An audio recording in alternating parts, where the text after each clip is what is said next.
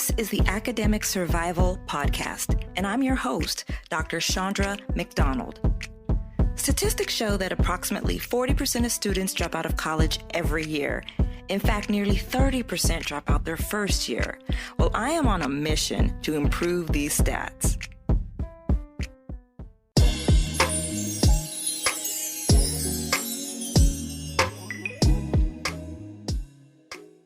So the first thing I want to make sure is my focus more on NIL and deals and money, or is it on staying eligible and making sure my academic success is taken care of and academic excellence is at the front end? Then as a student athlete, now am I maximizing my performance on the field or in the pool or on the court or whatever it is that I do? And so those have to be the first and foremost.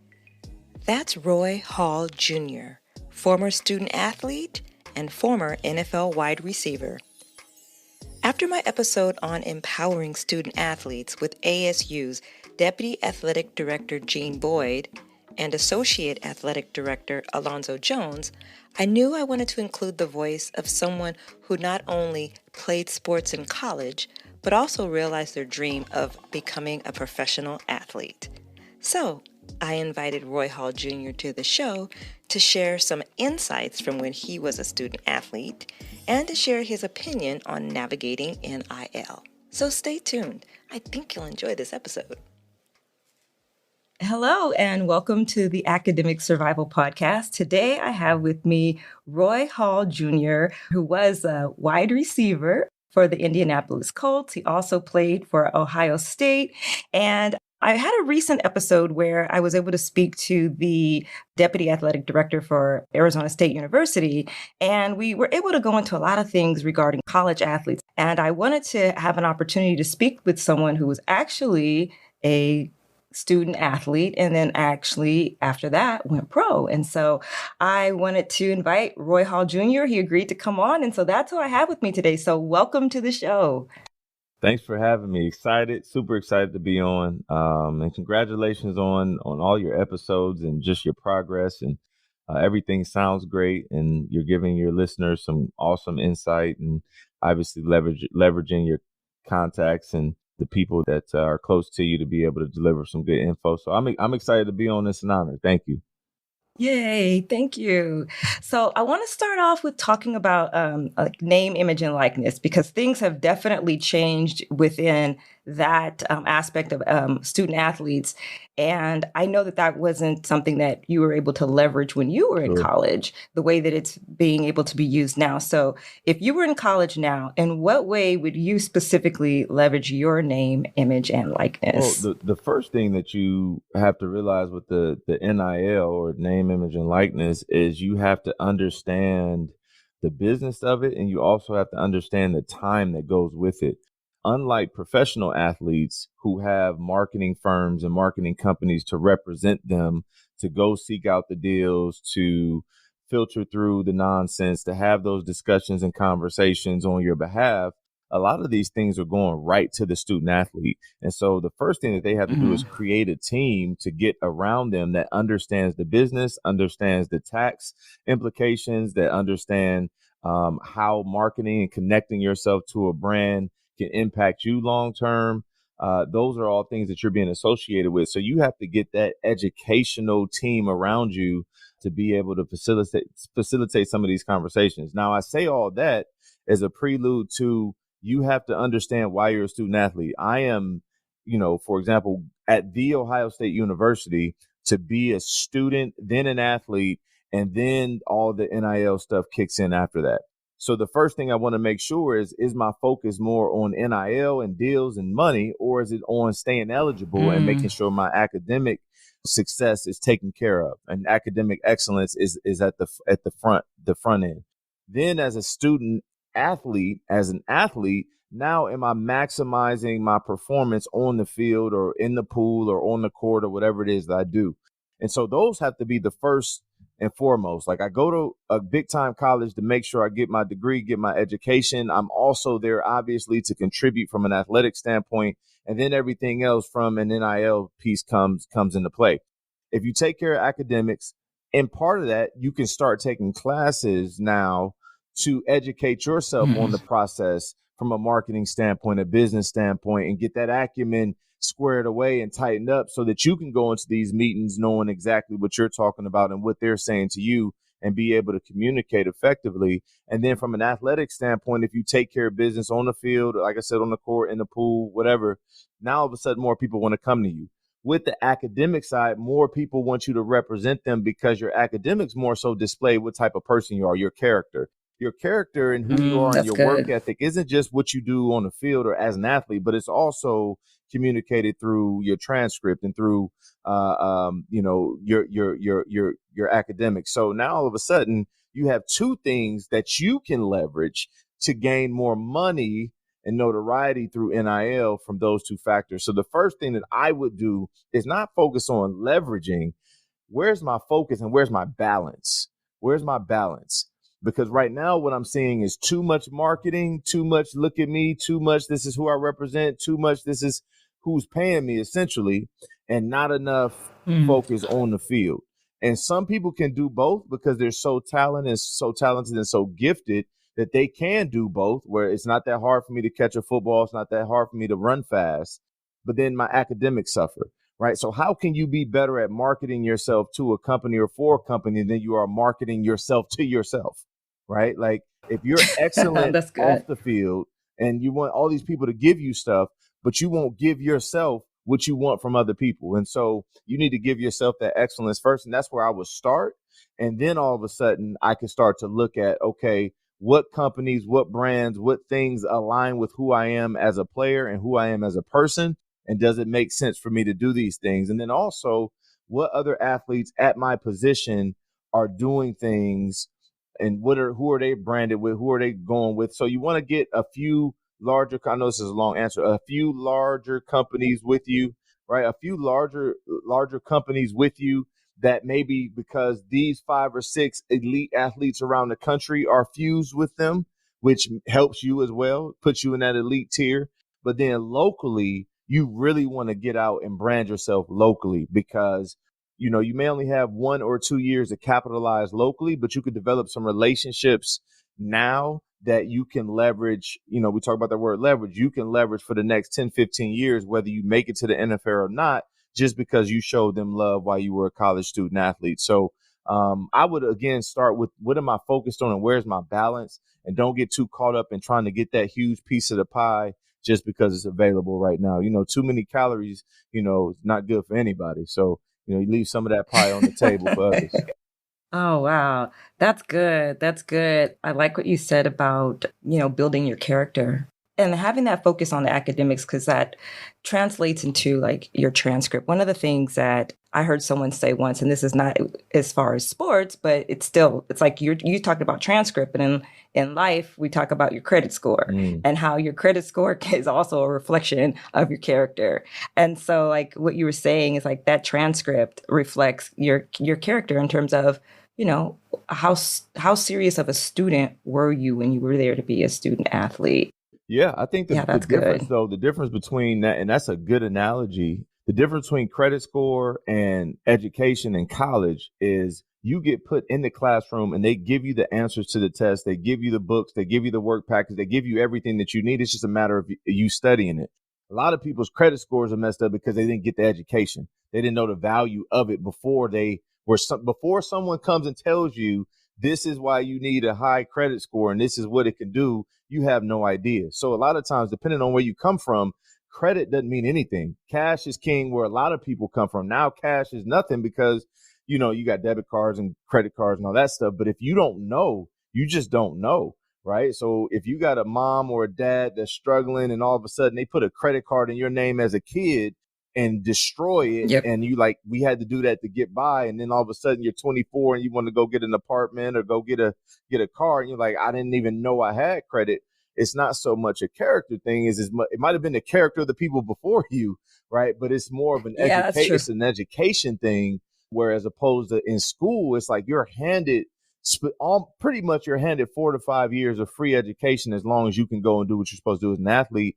And a lot of people don't understand the value of how to leverage that in regards to those circles from a NIL standpoint. So they both go hand in hand in regards to what you have to do and you having to put in the work to show who you are and where you want to go specifically, for sure. Yeah. Yeah, that's good. What about like with this NIL in place, like what do you feel happens between the relationship between the student athlete and the university? Yeah, so to be honest, there is no real relationship between the student athlete and the university. There is a partnership, and it's always been a partnership. Okay. You come and you play sports. We're banking on, hey, we got 120 people on a football team.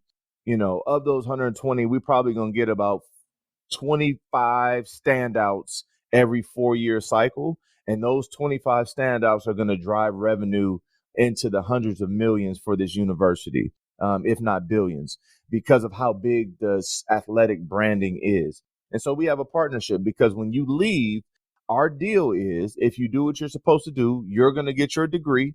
So you're going to have your bachelor's in something. If you go a little bit faster, you might have access to your master's. So you'll get those two. You'll get 4 to 5 years at the highest of level of competition athletically. If you're the elite of the elite, you have an opportunity to then make your dreams come true at a professional level via the NFL or NBA, whatever it may be.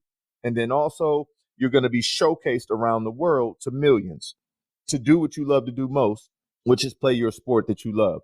That's the partnership. You get this and we get this.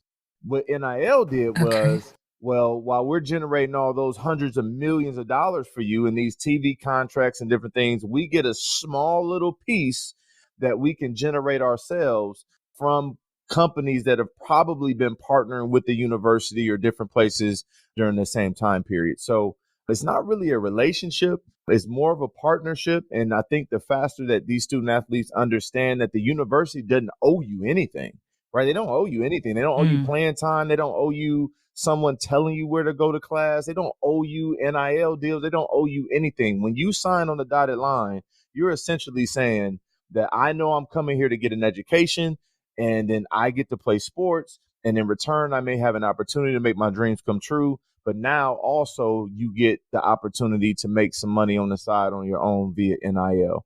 And sometimes people think like this is not high school. People get out of high school like, oh, we were so close to. It's not that. Because if you blow your knee out, if you can't play anymore, if you do something that's detrimental to the brand of the university, they can strip you of your scholarship and kick you off the team. And so now all of a sudden, just because you had a good relationship doesn't matter anymore. They're looking more on the business side and how it could be costly to their name, image, and likeness of the university. Wow. Wow. So as far as like making your dreams come true, a lot of athletes or a lot of student athletes enter the space wanting to go pro. Mm-hmm. How can an athlete, I guess, effectively determine their pro potential? Not everyone's going to make it to the pros. Yeah, it's always tough for athletes to be realistic because they've always been the best. If you are playing at a USC or Ohio State, Notre Dame, Michigan, Texas, Florida, Alabama, you're playing at these big time universities. If you go there, like 10 times out of 10, you were the best on your team and probably one of the best in the state, if not the country, obviously. And so you never look at yourself as someone that's a failure or someone that's not going to make it to the next level. It's interesting to me to hear a lot of these guys, they play it politically correct because I used to do it as well. You have to, but you go to like these big time universities, like it sounds good to say I'm going to get an education. Like that sounds really good. Like, yes, you are going to get an education, but like you're going because you want to go to the NFL. Like that's the goal. If you're a football player, you want to go pro. And it's not like, oh, if I go pro, cool. If not, I'm going to follow my degree. It's I want to go pro. And if I don't go pro, I know I'll have my degree, but I am going to school because I want to make this happen. There's no you don't say, hey, you know what? I want to become a doctor and or I want to be a dentist and go to dentistry school. Like, you know what? I'm gonna just go, and if it doesn't really work out, so be it. At least I tried and I got my bachelor's, and I've already gotten a couple years of school. Like it doesn't work that way. I'm going whatever that top tier is. That's what I'm aiming for. And so, in regards to trying to navigate through both of those spaces, You just have to be careful on assessing what that means, because some people who don't play a down in football are like, man, I'm going to the NFL, which could potentially be true because there's so many different ways to get there. I think instead of assessing whether or not I can go, you do everything you can to put yourself in position to get there. There are combines, locally and nationally, and pro days where the NFL scouts come to your school. You get to show off your talents and skills. But the goal is just to do everything to possibly get there. I think a lot of the things that, when you have a dream, and I'm never one to, I don't but really, I'm one of those people that don't subscribe to the whole have a plan B, plan C situation. I think that's spoken by Okay. people who don't necessarily understand what it's like to, like, you only get like one or two dreams in your whole life, period. Like, that's it. Like that's it. Okay. Right. So some people do have a dream. Like, I have a dream of becoming a doctor. That's been my dream since day one. That might be their dream. And it might take them 30 years to get there, or however long, and they can do it.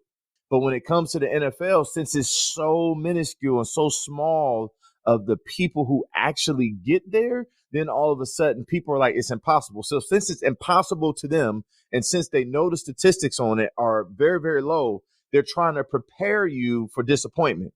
Well, it's Mm. my job to work through the disappointment, not the person who's on the other side that can actually help me get there. It actually hurts me more to hear somebody tell me that what my dream is since I was 6 years old is invalid to them. So Mm. I need to prepare for it to not work out for me. Like, it shouldn't be in my mind that I could possibly fail, because if I work as hard as I possibly can on anything, specifically on my dream, I may not, what do they say, shoot for the moon or something. Worst case scenario, if you don't hit the moon, you'll land amongst the stars. Well, I can shoot for the NFL, and maybe I don't make it because of injury or I just wasn't good enough. But because of the relationships that I've developed and the character that I've developed and the discipline that it took for even to be considered for the NFL, I'm in an arena full of people in the NFL that might get me there. I might just get there another way. Now, I might get to the NFL as a Mm. scout. I might get to the NFL as a manager. I might get to the NFL as a trainer. I might get to the NFL as a coach. I might get to the NFL being on SportsCenter or being on NFL First Take and talking about people in the NFL because of my experiences. But because I worked to get to that point, if it doesn't work out, I'm still going to be Mm. amongst a bunch of people and Yes. opportunities and job opportunities that are still in the NFL. That's a part of my dream. So then I still won't feel defeated, which is why the academics come into play. I do what I'm supposed to do in the classroom. I'm disciplined enough over here. So now when I get here, I can adjust. So the same transition that happens for a person that makes it to the NFL when they have to get out of the NFL is the same transition someone has to go through when they're trying to get to the NFL and they don't make it, where they have to hang up the cleats, hang up the shoulder pads, put up the helmet, and get into the real world. But the real world could still be the NFL. Plan B doesn't exist. Plan A, like, what's my dream? My dream is to make it to the NFL. Man, you're 5'2" and 130 pounds. In my mind, it may be impossible for you to get there. But in your mind, you may think it's real. But that 5'2", 130 over a summer could turn into 6'2", 195 over a summer. I've seen it happen. And then all of a sudden it's like, oh, well, Right. maybe you can. Well, I didn't see their growth inside of them, both literally and figuratively. I didn't see it coming. I didn't see you growing 12 inches over a summer, and I didn't see the potential that was inside of you to be great. So that's on me as the person trying to strike down your dream. So I think if you have it in you, no matter what it is in life, NFL or business owner or billionaire or podcast, MC, whatever, like whatever you want to do, just go after it and don't go after it. Well, I'll try the podcast, but if the podcast don't work, I can always fall back on the online classes. Well, you can't have your foot in and foot out. You either go 1000% at that particular thing. And if God shuts it down to where that's not for you, then when it happens, you adjust. But before that, you just go as hard as you possibly can to make it happen. There's only 160 NFL wide receivers on the roster at any given moment in the entire NFL, right? Active roster, 160 NFL wide receivers. That's it. 5 on every team, 160. Okay. There's 8 billion plus people on the earth. That means for 4 years, I was one out of 160 people out of 8 billion that could do what I can do. That's almost impossible. 1 divided by 160 divided by 8 billion is like 0.000000000 like 125 or something crazy. It's like almost non-existent. It's like non-existent. So going into it, I know it's like almost not real. But that small fraction of a fraction of a fraction is enough to put me in the mindset to be able to do the impossible. Then when I get it done or get close to getting it done, that just opens the doors for how I view life in general to be able to do anything that I put my mind to. That's so good.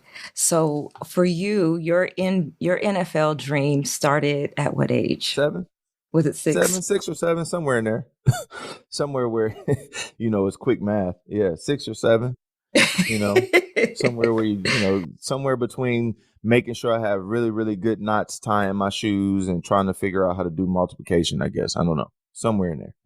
So then for the athlete who is not going to go pro for, I don't know, okay, I'll give you an example. I ran track when I was in high school, and the only reason why I didn't run track when I was in college was because my thought process at the time was I didn't make it there on a scholarship, which told me I wasn't good enough. So I had an opportunity to try out for the track team, and then when I got there, I just was like, I don't. The passion is not there, Sure. and so I knew that I wasn't going to go any further. I also knew for myself, academically, just school is a little hard for me, so I didn't need that extra just being torn between several different things. So I would imagine that there are other student athletes who know they're just not going to go pro. Would you have any different recommendation for how they should pursue this student athlete space in the partnership? Like if they just know in their heart they're not going pro, is there anything differently that you would say to them? Yeah. So I think there's 2 different spaces. There is the high school to college space in regards to knowing that you're not going to go pro. But then there is the student athlete who, in regards to the relationship with a university, are you speaking specifically to the university? Because if it's university relationship for a student athlete that knows they're not going pro, now you're talking about, but they're there, whether they're on scholarship or walk on, they are participating in athletics as a college athlete. So there's two different spaces there. So are you referring to the high school to college or just the college in general? Just college in general. Okay. So if you're a student athlete in college and you're like it's your senior year, let's just say you had an ACL tear, you play sparingly, and you're like, this is just not something that I see myself doing professionally or in the Olympics or semi-pro. This is not it. So now all of a sudden, the relationship with the university or partnership with the university remains the same. I'm creative enough to know that if I say all of a sudden I tore my ACL and I was a student athlete in college and I'm like, I don't have any NIL deals. Well, maybe you're looking in the wrong directions, because now you should start looking at sports med, hospitals, people who have equipment for knees or people that have torn their knees up. Like you start looking at different people who have things that can benefit that are a part of your story. What trainers helped you, like, so you start looking at different things, high school you start looking at different people who maybe have helped you and assisted you, and you start to be spokespeople for those types of companies that maybe helped you through your healing, right? So if your major is, say, marketing, now all of a sudden you call marketing firms to figure out ways to try and market someone who isn't marketable, right? You make it a project for the marketing company and you still leverage being a student athlete. That's part of the deal. Like, so the NIL space is not so much companies coming to you. It's what do I have to offer? It's just like, that's a real relationship instead of like it just from person to person, instead of always trying to figure out what can they give me? What can they provide me? What are they doing for me? What do I have to offer? What do I bring to the table? Right? Am I helping to build the table? Right? Whatever it may be. So now you can go seek those people out and say, wow, this could be a great partnership and a nice spin on NIL that's non-traditional. In regards to the partnership with the university, nothing changed. They still will honor their scholarship and you still get to get your education. Now, you may not be going pro in your sport and you doing it physically, but again, you still could be a coach if you love that sport. You still could be a scout if you love that sport. You still could be the video person if you love that sport. You still could go on TV if you love talking about that sport. You still could do radio if you love speaking about that sport. You still could train kids who are just as talented as you in high school in that sport if you really love it. So there's so many different avenues that you can take that's spinning off of or birthed out of your sports passion or whatever it is that you do. So it's never, the dream is still never dead, right? Because you getting to the next level could be you helping somebody else get there. Then you help somebody else get there. And then in their speech, when they're receiving their award, they're a first round draft pick, they just, hey, I want to thank Miss McDonald for allowing me to get here. She helped coach me, and I listened to a podcast one time, and if I hadn't heard her voice, then you see what I'm saying? Now you made it to the league. You just made it through somebody else, right? And so if you're on earth to make a difference, you can still make it somewhere without actually going. That's the cool thing even about social media. I can get on social media and go to Japan right now. I can go. I mean, my physical body might not, but my mind is there because I could see all the places and all the hotels I could stay in. I could be in Japan, and then I could make a phone. I could FaceTime somebody in Japan right now. So if technology says that I can communicate with somebody in a different country, in a different world, almost, so to speak, on the other side of the world, that same thing holds true for my dream. I might not be there physically, but I can still live my dream via what I contribute to somebody else getting there. And that's just my mindset on it. So, for some people, their dream is like, I have to do it. For me, if somebody else makes it to somewhere that I couldn't make it, but I could have a hand in them getting there, it's the same thing to me. It's the same thing to me. That's awesome. Okay, so I want to transition to life after sports, life after being a professional athlete. Sure. For you, like, when did you start planning for life after sports? I really believe that most of the things that we do in the future and it obviously makes sense, they're predicated based on your experiences in the present. So everything that's going to happen 5 years from now, 10 years from now, we're getting prepared for that right now. That's why it's not happening to us right now, because we're either not prepared for it on the good side, or we got to go through this so that we can know what to do and navigate in the future. So life after football, essentially is transitioning from being a superhero with all the power, all the authority, all the popularity, all the fame, all the fortune, all the friendships, and you gather all those awesome diamonds, you put them in a bag, and you get to have them for a short period of time. And then when you're done, somebody comes and takes your bag. Now, not necessarily monetarily, but sometimes that way too. But they're coming to take that bag, and they're going to hand that bag off to somebody else, right? And somebody else is going to get the exact same thing that you had, your jersey number. They're going to get talked about like you used to get talked about. It's just always new people that's going to come in that can do what you can do better than you.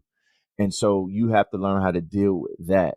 So a lot of the transition is learning how to deal with it's understanding and trying to figure out and trying to carve your way back out of this identity crisis where you fell into the hole of thinking you are what you do when it's not the truth. Like, it's what you do, but it's not who you are.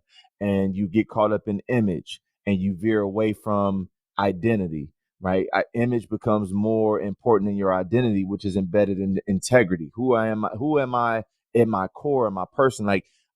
Who am I? And so when you think that you are what you've done, this is not just life after football. This is life after whatever.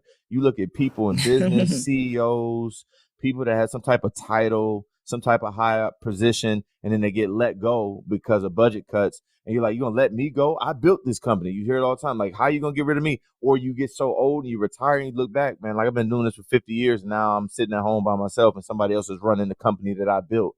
People go through this all the time because so much attention and so much time has been focused on literally building this image of who you either wanted to be, who you thought you should have been when you were younger, or building somebody else's dream. I always talk about that too. Like, being in the NFL may be my dream, but me doing well in the NFL also contributes to the person's whose dream it was to build the NFL, right? If I work for someone, I may have a dream of being, I want to have a dream of making $200,000 a year. I want to make $250,000 at this dream. I just want to make $250,000. I want to make $500,000.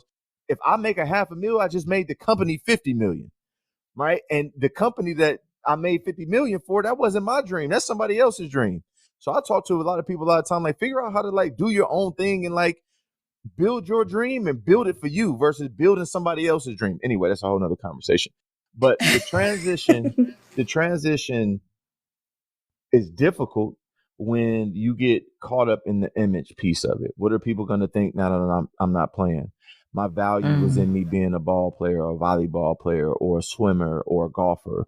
My value is in that. When your value is in what you contribute to the world, to the universe, like every day. How are you helping people? How are you helping people build their dreams? How are you using your platform and influence for a purpose, right? To help push people to the next level. The best leaders, the elite leaders, take people further than they've gone. They take people further. They understand that most people in life can't go to where they need to go unless they have your help, right? Like, that's why you're here, to help other people go as high as they could possibly go. So it's difficult when you're selfish, but the transition was easy for me, specifically in my field of going into working in youth development with youth leadership programs and character development, giving back to the community through food outreaches and resources, and working with men and women as they transition out of incarceration, get them back on their feet. Like, those are things that I was exposed to as a young person.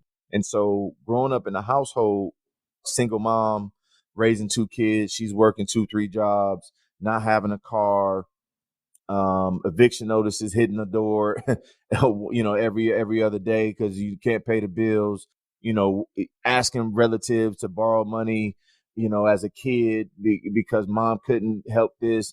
Dad was suffering from substance abuse and had a heroin addiction, and then domestic violence kicks in. Like, so now you're in poverty and then going through hell as a 7 and 8 year old, and you're trying to figure out how to get out. But you get exposed to all these things that are embedded on your soul. And when you get into position to be able to be a part of the solution, you take full advantage of that. So many people complain and they don't contribute. So I tell people all the time, stop complaining, start contributing. What should I contribute to? Well, think of all the things that gave you a problem since you were 5 years old until now. And now that you have some money, now that you have business acumen, now that you have your degree and your master's and your fancy PhD, how are you using those things to better the people that came from where you came from versus trying to put more zeros on your bank account? You see what I'm saying? So now that makes all transitions so much easier. Like, wow, I had all this huge platform. Now what do I do? Well, let's think about all the people that are going through things that I was going through when I was coming up. And why not use your platform, purpose, leverage, resources to go back and to make a difference in those spaces? And that's what I decided to do, which made my transition pretty seamless. I'm going to give you as much as I can in these 50 minutes or whatever we together. We're just going to go, No, you're great. So can we talk a little bit about your Driven Foundation? Sure. 14 years so far, plugging away. Our mission is to build hope through service. We provide basic human needs to families just to build hope, to combat poverty. And we do it through community outreach events and youth programming. And so we're in about 20 to 25 schools here locally in Ohio, 5th grade all the way through seniors in high school, where we do 8-week programs, week in and week out, 8 weeks, first semester, second semester, third semester. We have 3 tiers of curriculum where we're in schools with, once a week, 45 minutes, whether it be with 15 young men for 45 minutes every single week, or 15 young women in our girls groups.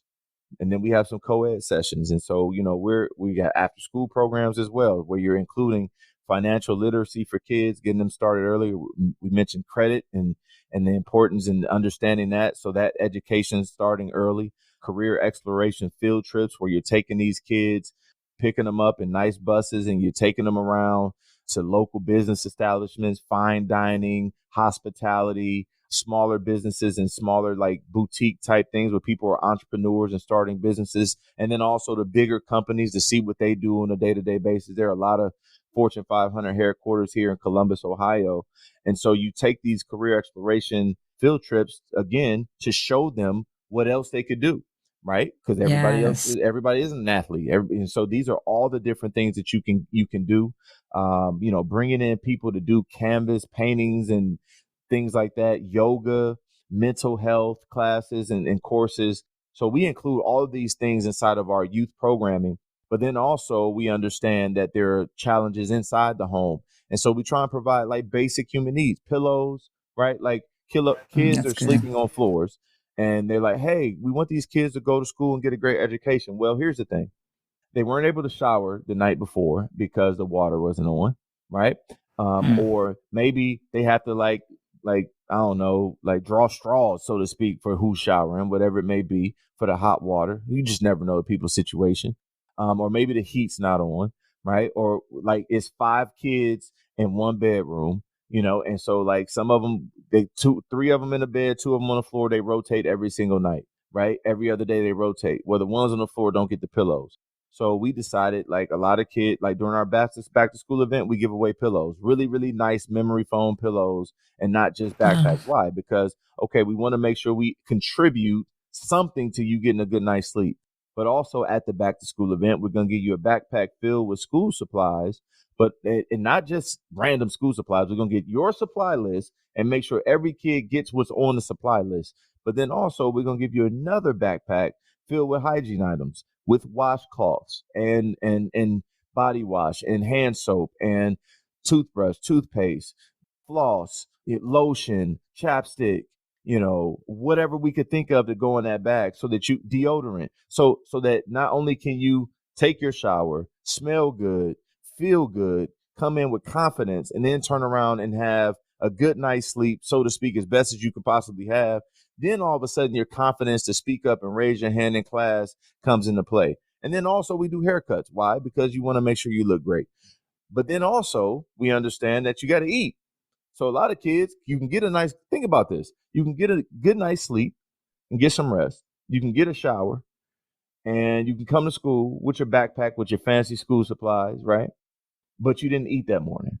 Like, so Mm-hmm. now it's like, how can we help families in these moments? And so every year during winter break, knowing that the majority of the families that we served on free lunches for that 8 to 10 days that they're off on winter break, we give that family and give our families a week's worth of food.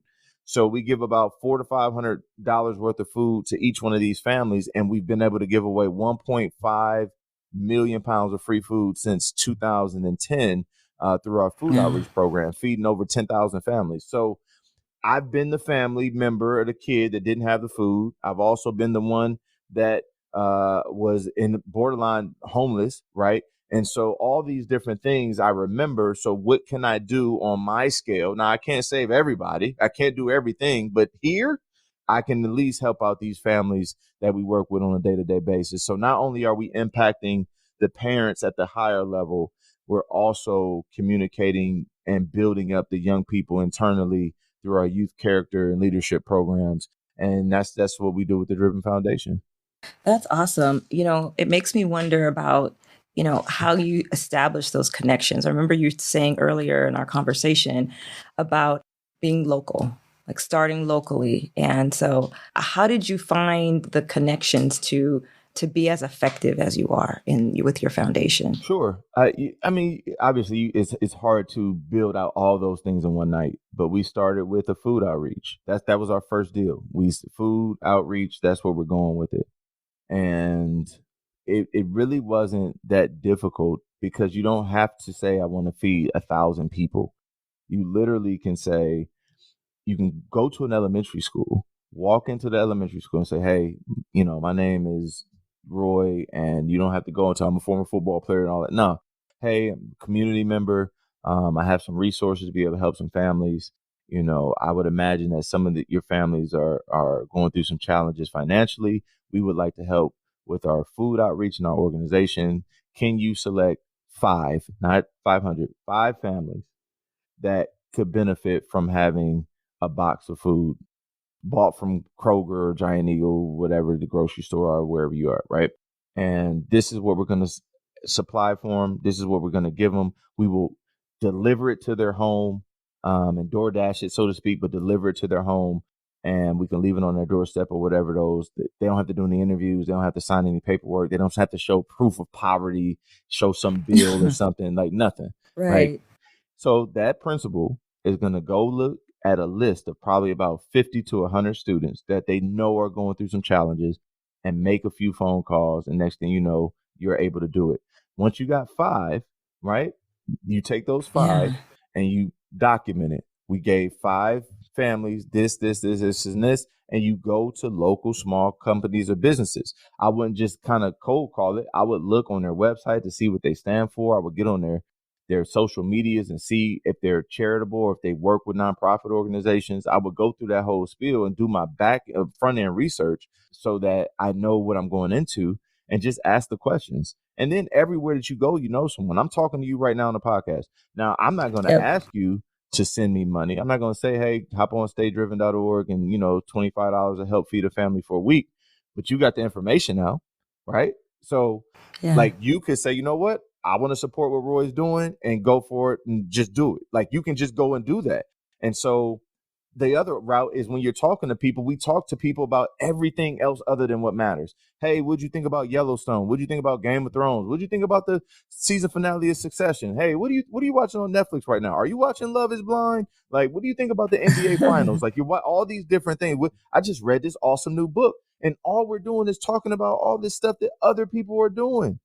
Right. So if I'm doing something great, in my opinion, or if I'm doing something that's helpful to other people, this is what I got going. Instead of me going out to happy hour with you and giving you an hour or 2 hours of my time, drinking at the bar, like, and doing it every single week, why not take that $50 that I was going to spend at this local place drinking or hanging out or having chicken fingers and just give it over here to these people that's helping these families. So it's just a matter of priorities. But if I'm willing to talk to you about the Super Bowl, I'm willing to talk to you about a Super Bowl ad, or I'm willing to talk to you about anything politically and see where you stand in politics, how come I can't just say, hey, like, this is what I got going on over here. Would love to have you help me with this. This is how you can help, volunteering financially, and then also spreading awareness. Like, that's not too much to ask from people that you talk to every day. Wow. It's just being intentional. If it's a sale, hey man, you should hop online right now. Like, they're having a sale 50% off at Nike.com if you use this code.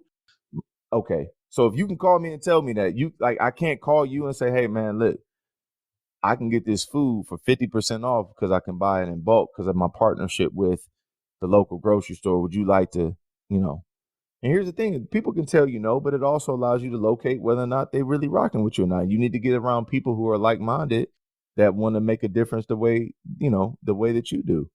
Because not everybody wants to. I mean, some people are like, nah, I'd rather not. I already give to the whatever. Okay, that's cool. But do you know the person? You just said you give to a name of a nonprofit. Right. Do you know the person that you're giving to?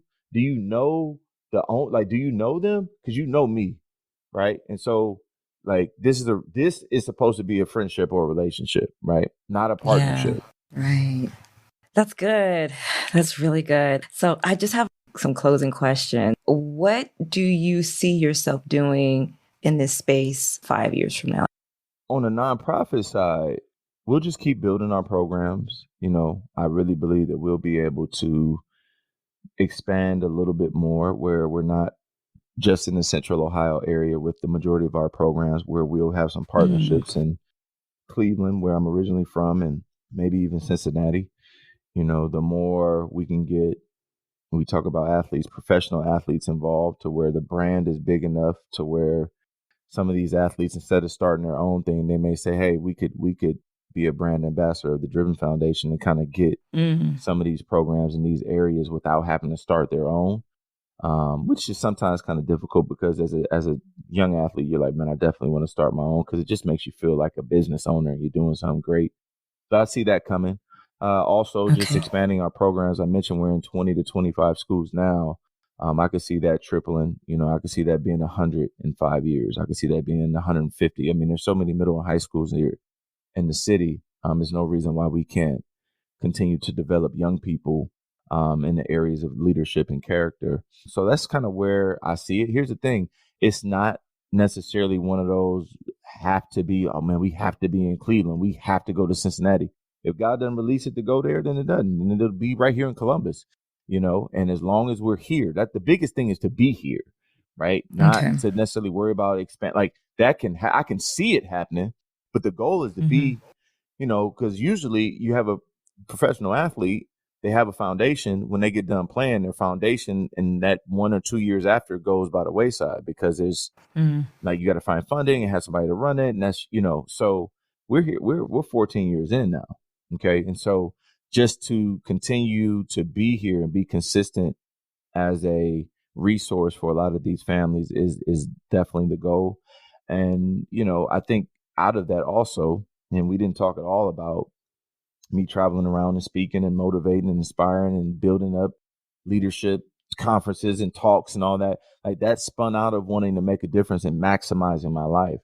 I didn't know I had a speaking gift. It's not something that I was like, Lord, I want to be in front of a microphone. Like, I just want to speak. Like, it was never that. It's, you get to talking sometimes, and some things that you say tend to make sense and strike a chord with some people. And then you cultivate the gift. But that and writing books and, teaching courses and all those different things will come, but right now I like where we are. I like being able to help people. I think if you make your life about others, you'll always have value. You'll always have value in the world. You'll always be valuable to people, and you always feel purpose driven. You always feel like you have a purpose.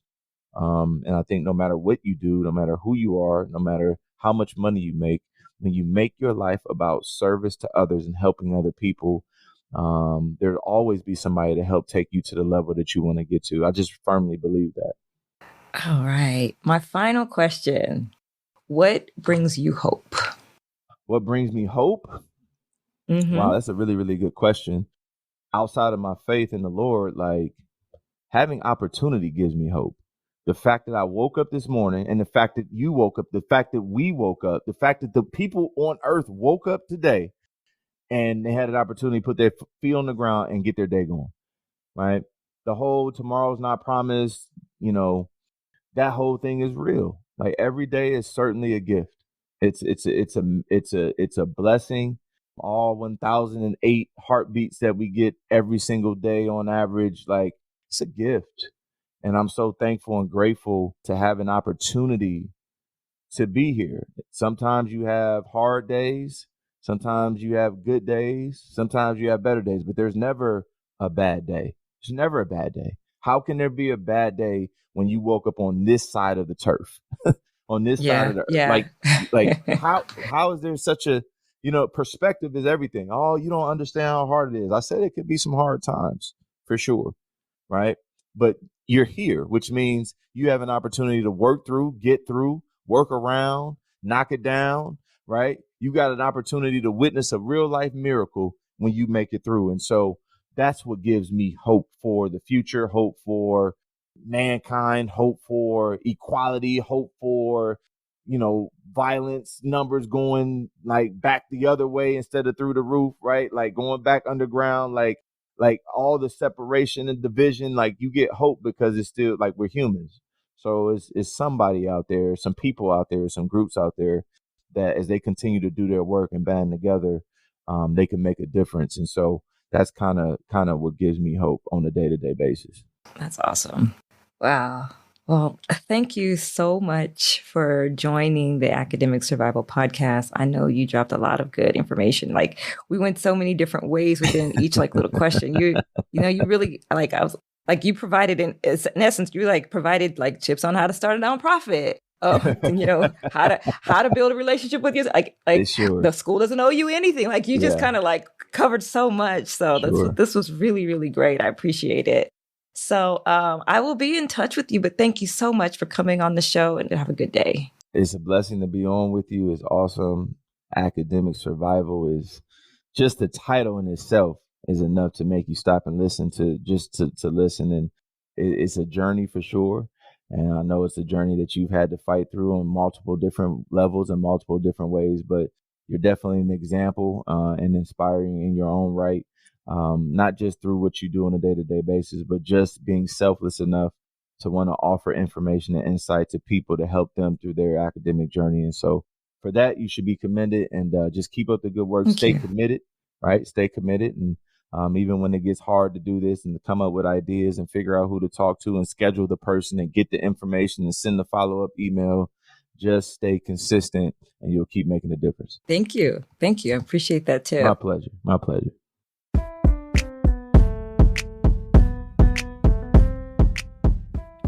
That's it for today on academic survival. If you want to share your story on how you survived your freshman year of college, you can reach me at info@shandramcdonald.com. We'll be back next week with more ways to survive your academic journey. Until then, happy studying.